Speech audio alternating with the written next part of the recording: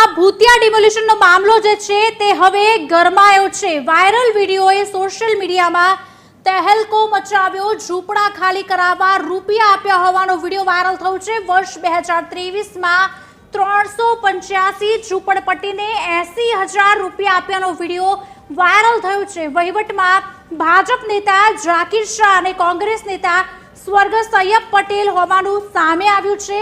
મામલામાં અગાઉથી જ ભાજપ નેતા જાકીર શાહની ભૂમિકા શંકાસ્પદ હોય તેવું લાગી રહ્યું છે। વધુ એક વળાંક જોવા મળ્યો છે।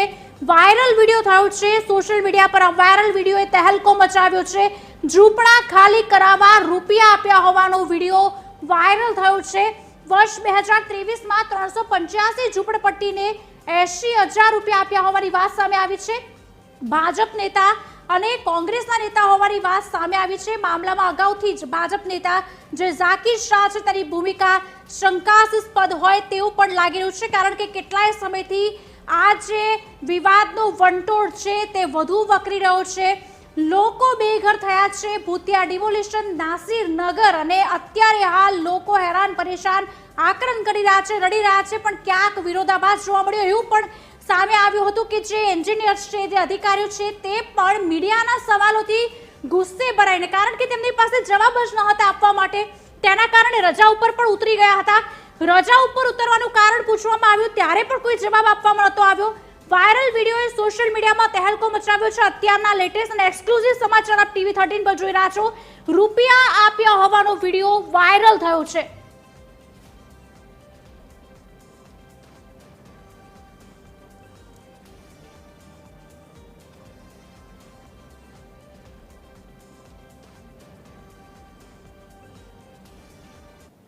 बीस 40 60 80 अब मेरे खातून बीबी खातून बीबी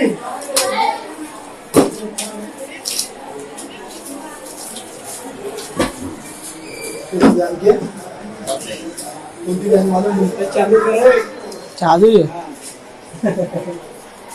देखो 40 60 80 शहनाज कितो सेना है ना देख 20 40 60 80 नाम बोलो 20 40 60 80 अब मेरे खातून बीबी खातून बीबी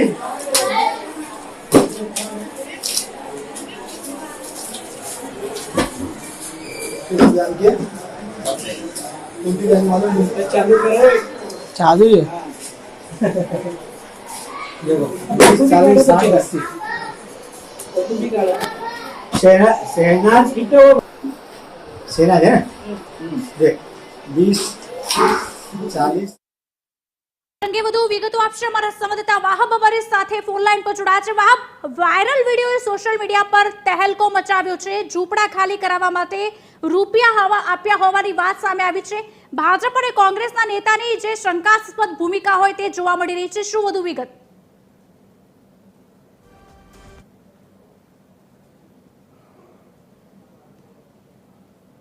વિવાદ ચાલી રહ્યો છે ભૂતિયા ડિમોલિશનનો। સુરત શહેરને બહુ મોટું કલંક લાગી રહ્યું છે, કારણ કે આટલા બધા મકાનો રાતે રાત ડિમોલિશન કરવામાં આવ્યા છે, જેના કારણે સુરત મહાનગરપાલિકાના કમિશનર એમ નાગરાજનને પણ જવાબ આપવાની તકલીફ મીડિયાને પડી રહી છે।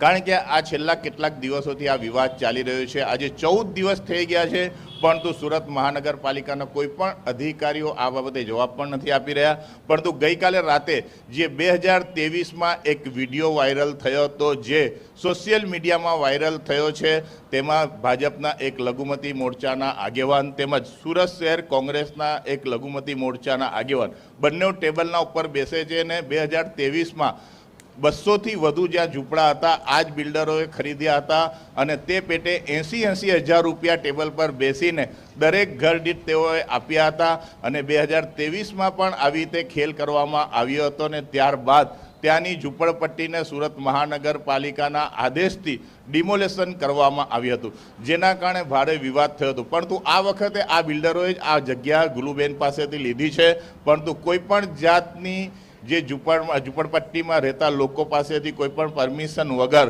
અને જાણ વગર મોડી રાતે સુરત મહાનગરપાલિકાની ટીમ અને સુરત પોલીસની ટીમ ત્યાં પહોંચી જાય છે અને મોટી સંખ્યામાં ડિમોલેશન કરવામાં આવ્યું છે.